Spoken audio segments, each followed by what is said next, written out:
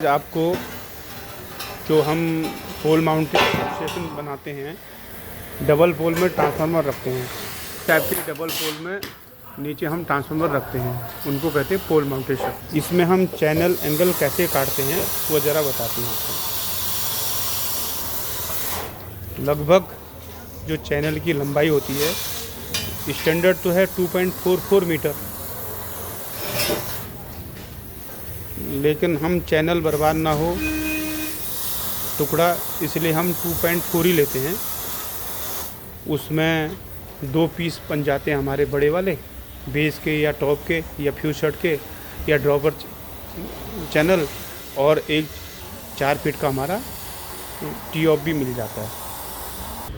जो चैनल हमारे पास अवेलेबल होता है वो वहाँ से आता है 12 मीटर, लेकिन इतनी लंबी हमारे पास यहाँ पर पहाड़ों में गाड़ियों की व्यवस्था नहीं होती है, कन्वेंस की व्यवस्था नहीं होती है, इसलिए 6-6 मीटर का हम लोग अपने स्टोरों से लाते हैं। उसको हम इस हिसाब से फैब्रिकेट कराते हैं जहाँ पर जिस हिसाब की ज़रूरत पड़े। इसके लिए पहले हम मार्क कर लेते हैं सेंटर कितना मीटर का रखना होता है और पोल के बाद कितना रहेगा। यदि हम 2 मीटर का सेंटर रखेंगे, सेंटर का मतलब है पोलों के बीच की दूरी। यदि हमने 2 मीटर सेंटर रखा तो हमारे पास फिर 20-20 सेंटीमीटर का मार्जिन रह जाता है अगल बगल पोलो। लगभग हमारा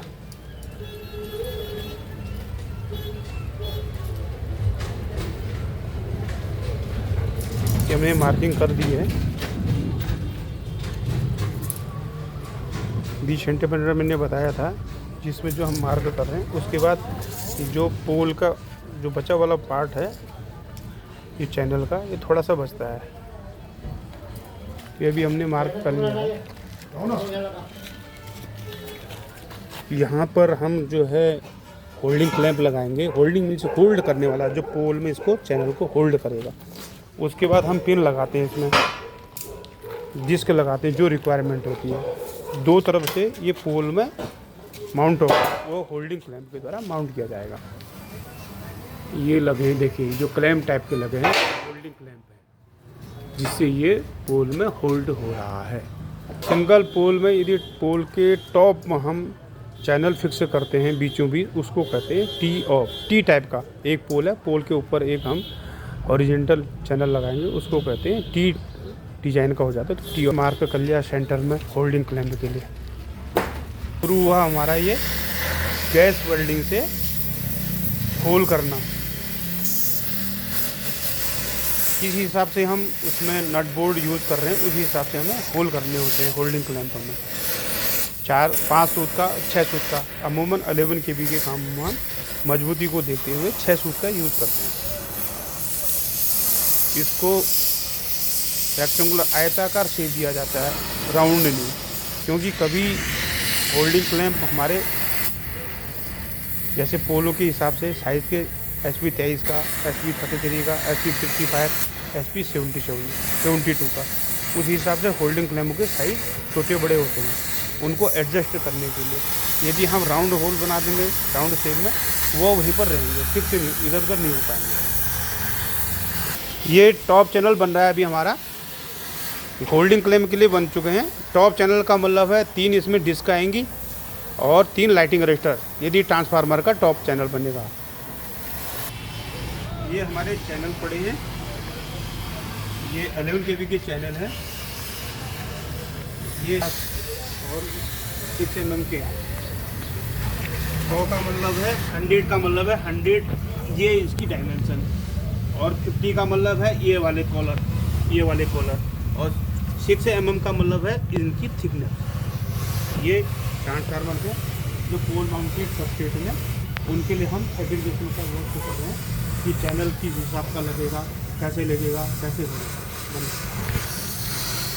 अब ये लाइटिंग अरेस्टर और डिस्क के लिए बनने हैं।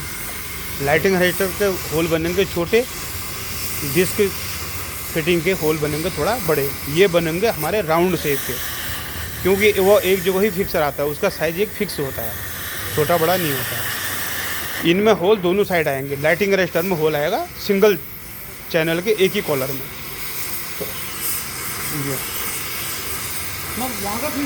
ये हमारे जाने माने फैब्रिकेटर है अकील भाई। अकील भाई एक बार थोड़ा सा चेहरा 1 सेकंड के लिए। आप लगभग कितने वर्षों से ये काम कर रहे हैं? 15 साल की उम्र से। 15 साल की। अभी आपकी उम्र कितनी हो गई है? 55 साल। लगभग इनको 40 साल का अनुभव हो गया है कार्य का। इनकी कुशलता पर कोई हमें वो नहीं है, सवाल नहीं को उठा सकते। इनका काम बिल्कुल परफेक्ट है और जिस हिसाब से ये कार्य करते हैं बहुत सादगी भी है इनके अंदर, कि ये नहीं कि मैं 40 साल से काम कर रहा हूँ। यहाँ पर बनेगा हमारा जो होल है ये बड़ा बनेगा, क्योंकि इसमें डिस्क की फिटिंग आएगी दोनों किनारों में और एक सेंटर में। 3 जगह हमारी डिस्क की फिटिंग आती है। ये है डिस्क की फिटिंग जो टॉप में हम दिखा रहे हैं। जो 3 कंडक्टर हमारे इसमें लगे हैं वो है हमारी डिस्क है, उनके होल हैं वो। और कॉर्नर में जो लगा है वो लाइटिंग अरेस्टर लगा है। अभी मैंने बताया डिस्क इंसुलेटर के लिए जो डिस्क की फिटिंग लगेगी, वो जो चैनल है, चैनल का जो कॉलर है, छोटा वाला जो पार्ट है जो मैंने 50 mm कहा था, ये 100 × 50 × 60 mm की जो है चैनल है। उसमें जो 50 mm वाले दोनों कॉलर दोनों जो हैं उसमें डबल साइड होल होते हैं, ताकि कि जब हम लाइन सेट करते हैं 11 kV की लाइन, उसमें काफ़ी मजबूती की ज़रूरत होती है जो होल्डिंग के लिए। इसलिए दोनों कॉलरों को यूज़ किया जाता है ताकि ये एंगल जो है टूटे ना, इसमें जोर पड़ेगा तो टूटे ना। ये बीच का इसमें डिस्क लगेगा सेंटर में, ये कॉर्नर में, और उसके बाद ये दूसरा कॉर्नर में, ये इस साइड पे। और चैनलों के में जो हम ये होल्डिंग क्लैंप के लिए बनाया है, इस ये वाला जो लेयर है ये लगेगा पोल में चिपक करके। इसमें हमारे क्लैंप लगेंगे, 2 जगह क्लैंप से ये फिक्स होगा, पोल में माउंट होगा। इसलिए हमने इसके सेंटर में होल नहीं किया। ये फ्यूज सेट और ड्रॉपर का बनेगा चैनल। ड्रॉपर का मतलब जब 55 का पोल होता है हमारा 11 मीटर 11 मीटर का लंबा होता है, तो उसमें यदि हम ड्रॉपर नहीं लगाएंगे तो 11 kV आपस में जंपर शॉर्ट होने का खतरा हो जाता है। जानवर बंदर अंदर जाते हैं, बड़ी चिड़ियाँ जाती हैं, वो एक्सीडेंट कर देती है, इसलिए हम ड्रॉपर बनाते हैं। ये है हमारे होल्डिंग क्लैंप के लिए होल हुए जो पोल में इसको फिक्स करेगा। ड्रॉपर और फ्यूज सेट हमारे दोनों सेम होते हैं। 2 तरफ से होल्डिंग क्लैंप लगेंगे, एक इस साइड से पोल में फिक्स होगा और इस दूसरी साइड से अभी ये होल बनेंगे, और बीच में एक जो होल सिंगल हो जो 3 होल बनेंगे, 3 इसमें पिन आएंगी। एक चैनल में 3 पिन आएंगी, 3 फेस होगा। जो स्टैंडर्ड हमारा नियम है वो हम 45 सेंटीमीटर का गैप रखते हैं इसमें। 45 सेंटीमीटर। देखो हमने क्या किया, रुको सेंटर लगाओ यहाँ पर। कितना आ रहा है? 240 245 कितना आ रहा है? 245 2.44 हमारा स्टैंडर्ड है। हाँ। अब ये सेंटर हमने पोल का सेंटर यहाँ माना बिजली का पोल ऐसे आएगा तो इतना चौड़ा होता है वो, उसका ये सेंटर हमारा यहाँ से लेके यहाँ तक। दूसरा पोल यहाँ पर आएगा, ये सेंटर यहाँ तक कितना हो रहा है? 2 मीटर। 2 मीटर एग्जैक्ट, ये 2 मीटर। ये है स्टैंडर्ड ड्रॉपर। ये ड्रॉपर और फ्यूज सेट बन चुके हैं, मैंने पहले बताया था सेम एक जैसे होता है। अब ये बन रहा है बेस के चैनल। बेस में जिसमें हम ट्रांसफार्मर रखेंगे, 2 चैनल रहते हैं पोलों के बीचों बीच में, ये 2 चैनल आपस में फिक्स किए जाएंगे। ये गोल जो हम देख रहे हैं ना, होल जो हैं ये राउंड शेप, गोल शेप के हैं, राउंड शेप के हैं। ये इसमें स्टड लगाते हैं हम लोग, 4 स्टड लगाते हैं, क्योंकि होल्डिंग क्लैंप से नहीं हो पाता है। ये जो 100 mm वाला लेयर है उसको यूज कर। ऐसे चैनलों में बीच में कोई होल नहीं होते हैं ये, क्योंकि इसके ऊपर ट्रांसफार्मर रखे जाते हैं। ये लगभग बन चुका है, ये हमारा बेस चैनल बन चुका है। तो अभी ये फ्यूज सेट और ड्रॉपर की बात चल रही है ना, दिख रहा है पुराना। इसमें खाली फ्यूज सेट जिसमें वो 6 ये पिन लगी है, ये हुआ फ्यूज सेट। ड्रॉपर यदि इसके बीच में हम एक चैनल और लगाते, यही वाला जिसमें जैसे हमारा सबसे नीचे 3 पिन लगे हैं खाली, ये 3 पिन, यही चीज़ उसके बीच में लगता है। तो इससे क्या होता है, जो हमारे ये कंडक्टर 11 kV इधर उधर फैली हुई है ना, ये फिक्स उसी पिन में हो जाती। बंदर जो चढ़ते हैं उससे एक्सीडेंट का खतरा कम हो जाता है। आंधी तूफान में ये कंडक्टर पोलों में टच हो जाते हैं, इससे एक्सीडेंट का भी खतरा रहता है। ये हमारे 1 मीटर 20 सेंटीमीटर के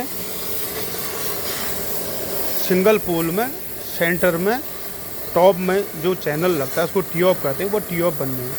ये जो 2 होल दिख रहे हैं, इसमें होल्डिंग क्लैंप लगेगा साइज़ के हिसाब से, जिस हिसाब से पोल है ये पोल में फिक्स हो जाएंगे।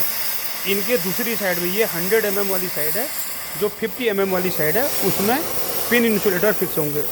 इनमें 3 होल और होंगे, लेकिन दोनों कॉलरों के दोनों साइड में है। ये टी ऑफ बन के तैयार हो चुके हैं। देखो, ये होल्डिंग के लिए हमने होल बना दिया है नीचे सभी में, और पिन इंसुलेटर के होल बन रहे हैं। एक चैनल में टी ऑफ में 3 पिन लगते हैं, 2 के होल हो चुके हैं, तीसरा इधर बनाएंगे। ये बन चुके हैं टी ऑफ। अब मैं बताता हूँ टी ऑफ क्या होता है। ये जो एक चैनल लगा हुआ है सफ़ेद वाइट वाला चैनल, ये सिंगल जो छोटा सा चैनल लगा एक पोल में, ये हुआ टी ऑफ। हमने लगा दो।